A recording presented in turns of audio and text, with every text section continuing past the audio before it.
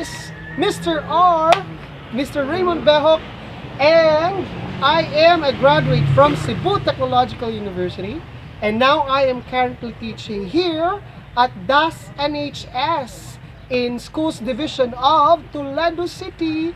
Welcome! Tara! Let's go!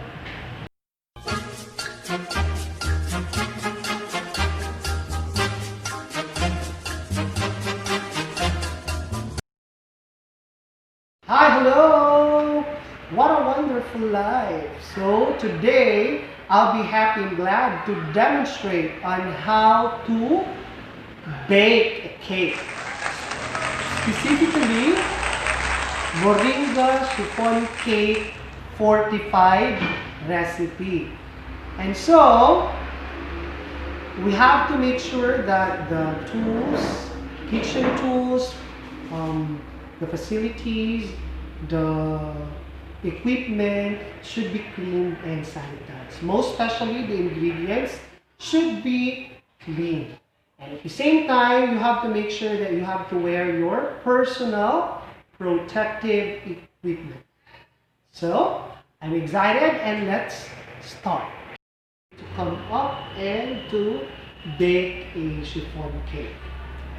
We have here we have cake flour. We will be needing 2 1/4 cups of cake flour. We will be needing baking powder. So baking powder, 3 teaspoons. Then 3/4 cup of white sugar. Then evaporated milk, 3/4 cup of evaporated milk. We will be needing corn oil. So here is the corn oil. Then 1 teaspoon salt. Okay. And we will be needing also 8 pieces egg yolk. And also 1 teaspoon vanilla. For our meringue, we will be needing 8 pieces egg white and 1/2 teaspoon of tartar, then 3/4 cup of sugar. So those are our ingredients. So let's begin. Alright, so the first thing you have to do is to sift or sifting dry ingredients together in a mixing bowl, except for the 3/4 cup sugar and cream of tartar for our meringue. So our dry ingredients are here. We're done sifting the cake flour, and we have here, since it's moringa, to add nutritional value to our cake, we have here our moringa or malunggay, or the horseradish powder. So we have to sift this one here, including sugar. Okay. We have here our baking powder and our salt. Once you're done sifting, so you have to make sure that you have to mix it in one direction. So let's make this one.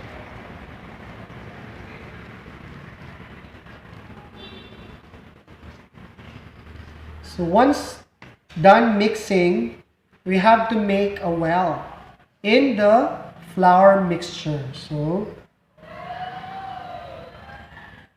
let's make a well here.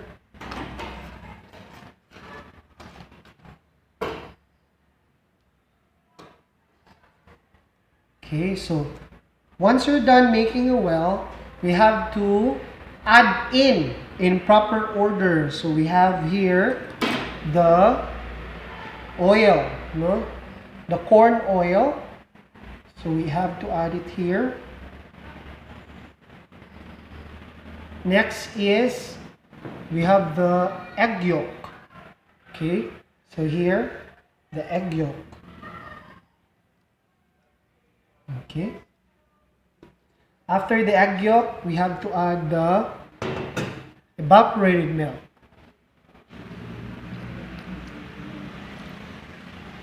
And also vanilla for aroma and flavor.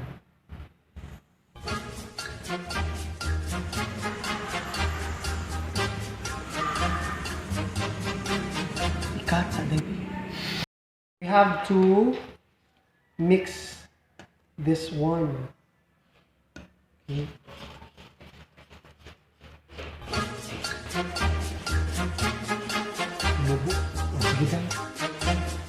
It's a mixture of our dry and liquid ingredients.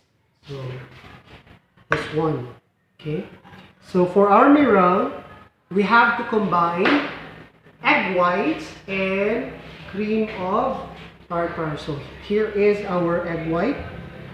So we just separated this one from the egg yolk a while ago. So we have to mix or combine egg white and cream of tartar in a large bowl.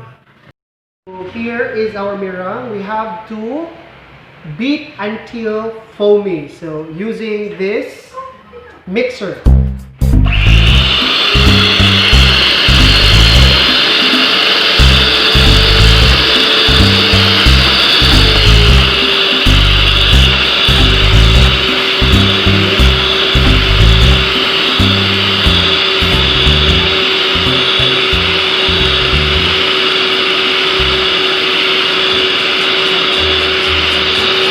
You have to make sure that this one is foamy.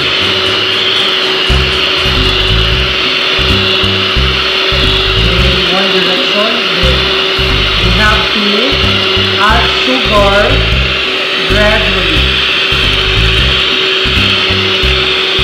Gradually adding sugar.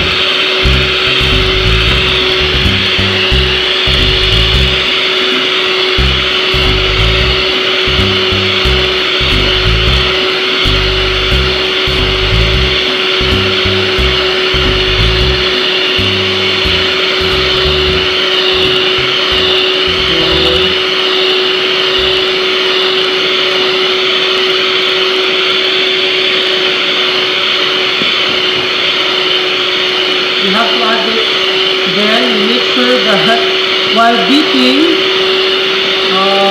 you make sure that this would become thick, meaning the foam sticks to the bottom part when inverted. Okay. So we have to pour egg yolk mixture into the entire surface of the meringue. So we have to fold gently while turning the bowl around for sufficient blending. So cut and fold.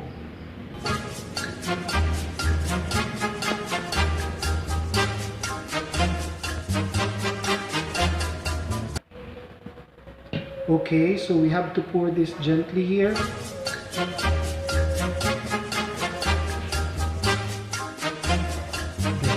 Of it for sufficient blending.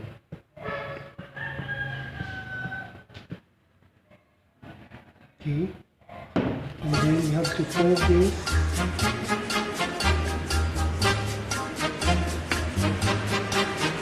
Okay, cut and fold like that.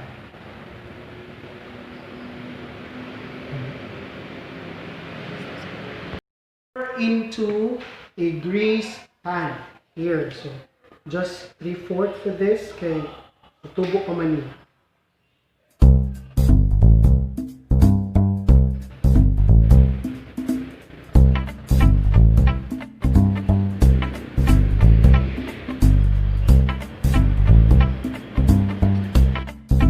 Okay, so it's here, it's done. And we have to bake this in a preheated oven. We're done preheating the oven in about 30 minutes until done. Then later we will be doing the toothpick method. So at least 170 degrees Celsius. Okay? So let's put this in the oven.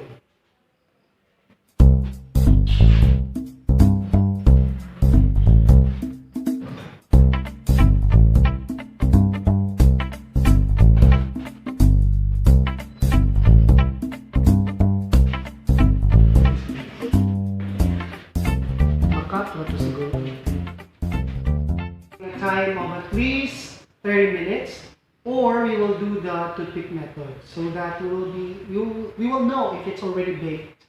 Okay, so later let's wait for about 30 minutes. Method.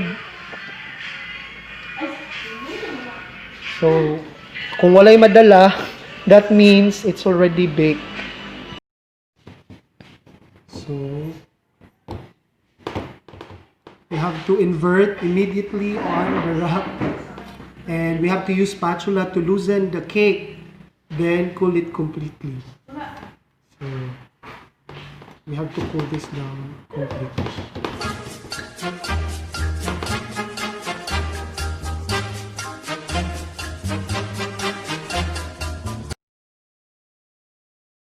This is the roasting for my heart-shaped cake. So here is my heart-shaped cut-out cake, and my frosting is a milk buttercream frosting with mango. So we will be needing a butter, 1 cup and 1 tablespoon of butter, refined sugar, 3/4 cup, then evaporated milk for 3/4 cup, and also 1/2 cup of vanilla extract. So let's start. We will be in this bowl. We will dissolve sugar in the evaporated milk using a wire whisk. So we will be dissolving the sugar using this whisk.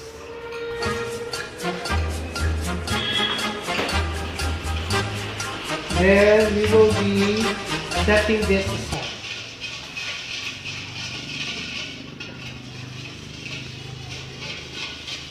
Until nawala na. In a low speed, we will be beating this one. So, ilahan kay mo yano na din ang butter. Once it really mixed. So, we will be beating this one.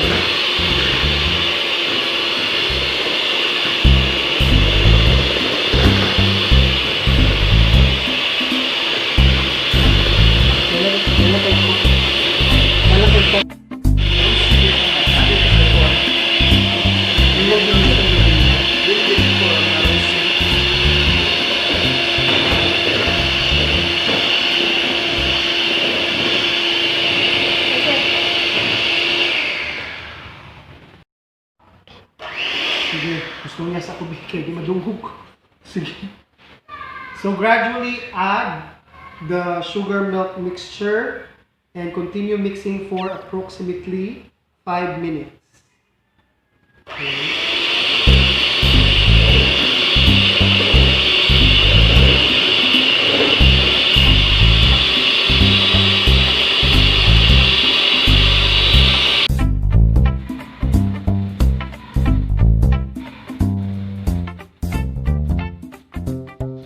Okay, so we will be starting to put this milk buttercream frosting all over the parts of this heart-shaped cut-up cake.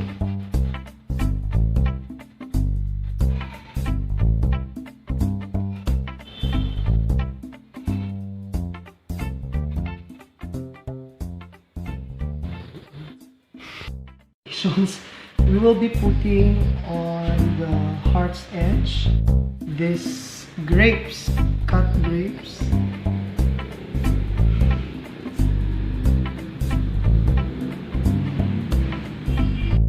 how it looks like. And next we will be putting this mangoes on top of this hard cake. Okay. So here is my finished product. So it's a heart shape because it's made with a heart. And I hope it would also touch your hearts, mummies, because this is so affordable and so easy to follow. Mom wants to show. Guys, our cake.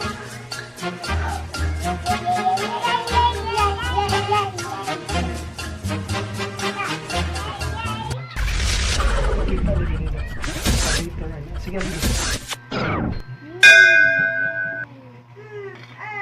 okay. Nilawin ninyo na kaw. Yummy. Ina, lamit good. Naman no.